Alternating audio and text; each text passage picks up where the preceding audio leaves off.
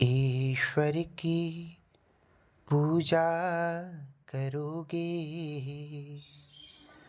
तो कृपा तुम्हें बहुत मिलेगी।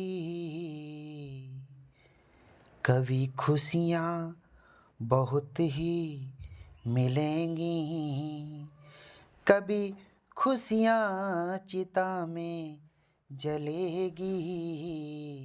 ये ना मानो कि ईश्वर नहीं है, वो तो साथ हमेशा यहीं है, वो तो साथ हमेशा यहीं है।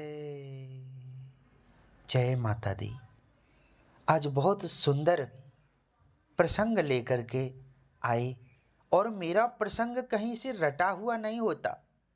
मैंने बचपन से एक सिद्धांत बनाया था। जब मेरा जन्म हुआ तभी से मुझे बस ऐसा लगता था कि मैं कुछ अच्छा करूं, भगवान को बिल्कुल करीब से समझूं, और वही हुआ। बचपन से ही मेरे भीतर भजन कीर्तन सत्संग की इच्छा जगी।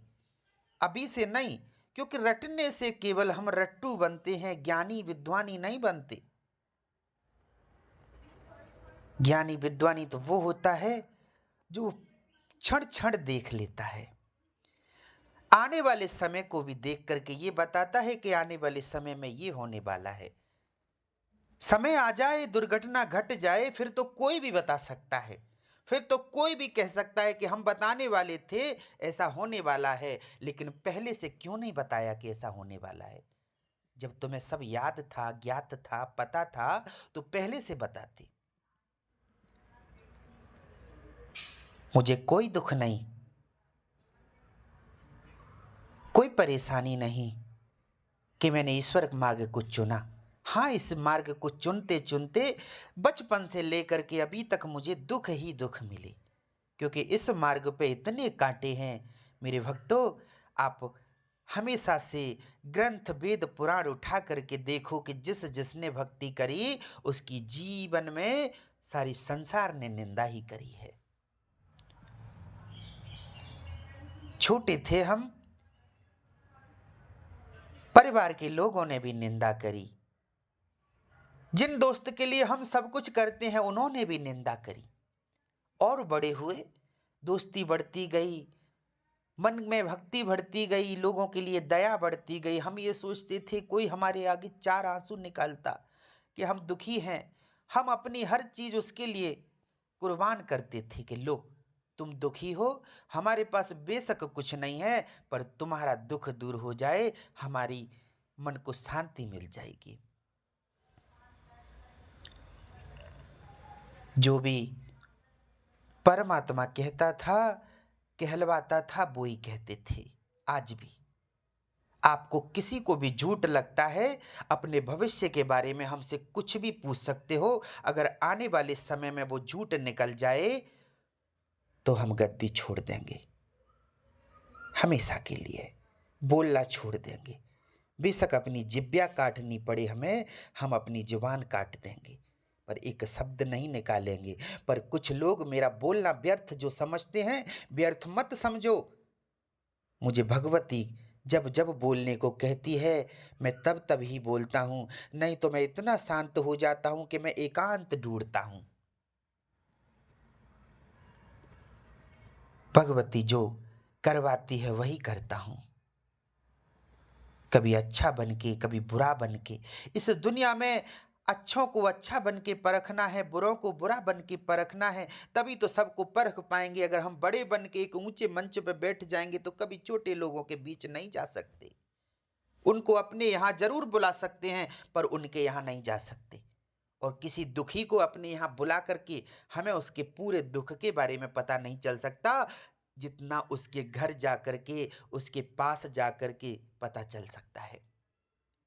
यही मैंने किया। अच्छों के बीच अच्छा बन के बैठा, बड़ों के बीच बड़ा बन के बैठा, बच्चों के बीच बच्चा बन के बैठा, जानवरों के बीच जानवरों की तरह रहा, पशुओं के बीच पशुओं की तरह रहा, पक्षियों के बीच पक्षियों की तरह रहा। ये मेरी कहानी नहीं है, ये मेरी जुबानी नहीं है केवल। आप मेरे नगर में हर एक प्राणी से पूछना, यही कहेंगे कि वो बच्चा ऐसा ही था बचपन से। सारे काम ईश्वर बनाता रहता है समय समय पे, अपने आप, क्योंकि वो है करता धरता तो वही है, हम तो केवल माध्यम हैं।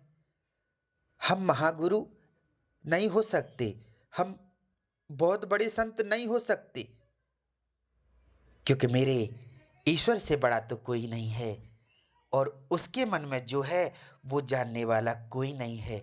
वो केवल आदेश करता है, हम उसको परख नहीं सकते, वो हमें परखता है और दुनिया के बारे में इशारा करता है कि लोगों से ये कहो तो उनका कल्याण हो जाएगा, उनको मुसीबत से बचना है तो ये कर्म करें। और सच्चा परमात्मा यही चाहता है कि दुनिया में बस शांति रहे, सब समान हो जाएं, सबके मन से भेदभाव निकल जाए। और जब तक हमारे मन में भेदभाव है, हम पर परमात्मा की कृपा नहीं है। संत कभी भेदभाव की भाषा नहीं बोल सकता। सच्चा संत तो वही है, वो पूरे विश्व को लेकर के चले। जिस पर भगवान की कृपा है वो पूरे दुनिया को अपना समझेगा, केवल एक शहर या एक प्रांत को अपना नहीं समझेगा, पूरे विश्व को अपना समझेगा। और जो पूरे विश्व को अपना समझने लगे, समझ लो उस पर सच्चे परमात्मा की कृपा है। आप सब लोगों के अगर कुछ भी बने बिगड़े हुए काम है, कोई भी दिक्कत चल रही है, एक बार बस हमसे कहें, जरूर हम पूरा करने की कोशिश करेंगे। ना आपको परिक्रमा करनी पड़ेगी, ना आपको कोई मंत्र करना पड़ेगा, ना आपको कोई परेशानी झेलनी पड़ेगी, केवल आपको अच्छा बनना पड़ेगा, सच्चा बनना पड़ेगा, सबके प्रति दया रखनी पड़ेगी मन में। अगर ये तुम कर सकते हो तो आपका कितना भी बिगड़ा हुआ काम है, कितना भी बड़ा, उसको हम बनाने के लिए तैयार हैं। जय माता दी, जय माँ काली, जय जय श्री राम, जय जय श्री राम।